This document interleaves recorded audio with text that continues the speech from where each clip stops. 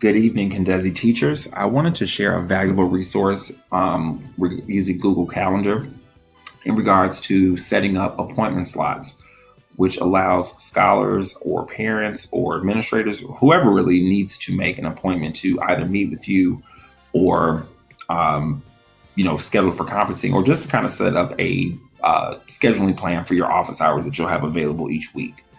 Okay. So I'm just in my Google Calendar. Make sure you're signed into your Kindezi account. You'll want to go ahead and create a new event. And we want to go ahead and set it to appointment slots first. Okay, that's important because you can't do it after if you edit the event, it won't allow you to set up it won't give you the option, to set appointments. So you want to be very specific with the title. So again, when you look at your calendar, it's very obvious what time blocks are set for what. So I'm just going to say student office hours. And everything else you go ahead and set it like an event. So I'll go ahead and say I want it to start today, this Friday. And if my availability is from 8 a.m.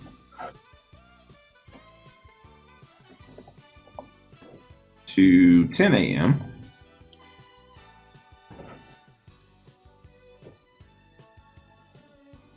Okay.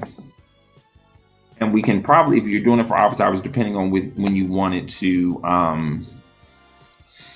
many times you want it to repeat. All right. So decide your slot rotations. I'm going to say I want mine to go 15 minutes.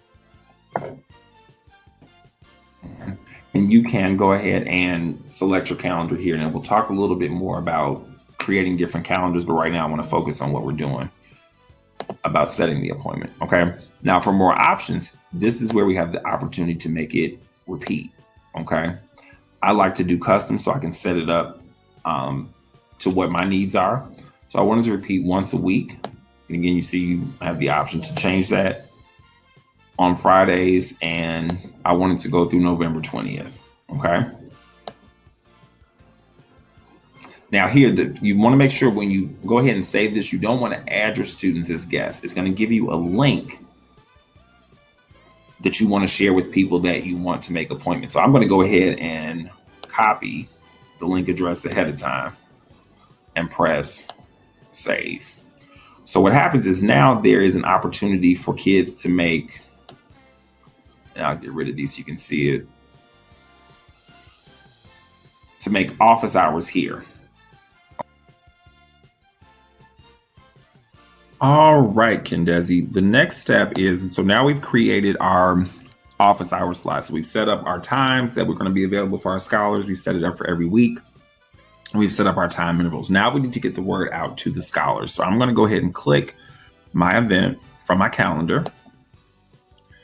And now you see it gives me this basic opportunity. Now, remember we set our appointment as recurring. So kids will be able to schedule as many Fridays as your schedule is set for. Okay. Or again, whatever the recurring, maybe something you do once a week, totally up to you. Okay. This is what's important. This link right here is what you need to send out to the kids. Okay. So when we click here, we want to copy the link address. And when you send it out to the scholars, and we'll cover some different tips on how to send it out, this is what they will see. So this is my recommendation for K2 teachers.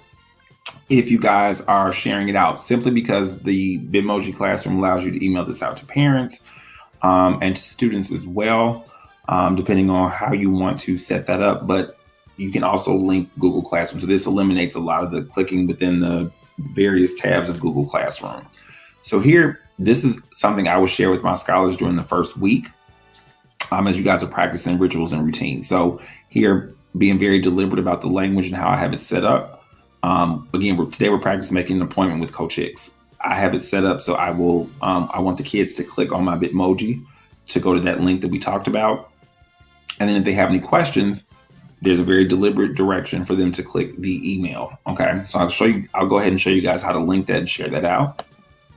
So if you go into your calendar, you can go ahead again and right click on your calendar. You'll go ahead and copy and paste that. So of course you've already copied your. So now we're going to click our Bitmoji and we're going to go ahead and click this paper clip. Okay. Now we're going to paste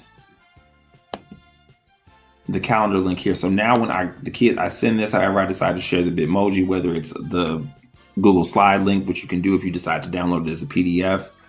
Now, when they click you, that live link is going to take them to that appointment page. Okay.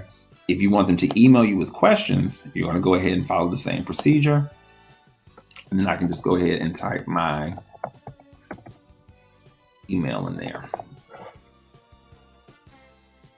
Right, so this would be something that you could actually, once you create this might be a slide you share with your kids the first day to kind of have them practice going through it. Have to share this on your screen, or you can share it out and have them kind of, either try it out, model it, and then have the kids do this as an independent practice activity. So that way, once you guys hit content, they already know how to make those appointments in case they need help.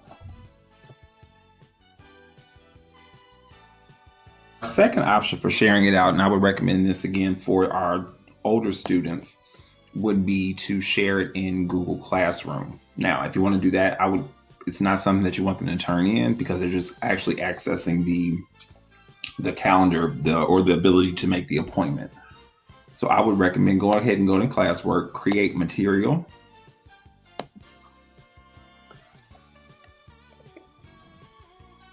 And you can title it whatever you want, class hour, appointment link. And give the kids very clear directions.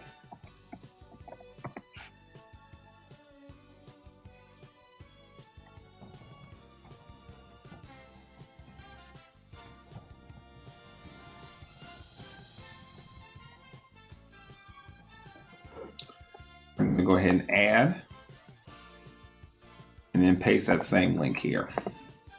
So now that gives them the link to here. Now you can choose to post that to however many classes that you teach. Or if you want to, if it's the time you're going to meet with a specific group of students, once it's populated, you'll be able to, it's a drop down menu that allows you to invite specific students. Okay. And you can choose to create a topic or not. If not, it'll pop up at the beginning of your Google Classroom. I like to put everything under a topic. So this, I would still say,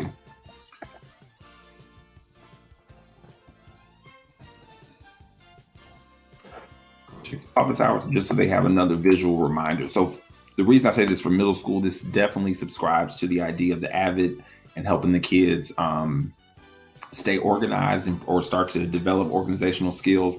And of course, that's going to look very different. So now what would normally have been a physical binder, how they organize this Google Classroom is very, very important. So for those schools that still use AVID, I'm not sure how that looks in a virtual environment. But again, you see this is very binderish in the fact that we have tabs and kind of keeping everything organized as what they're doing. Okay. So I hope this helps you guys out as far as sharing your information out to your scholars. And if you have any questions, email me at the information or call my Google Voice number that will be at the exit screen. I hope you guys have a great first day of school and a wonderful weekend. Peace.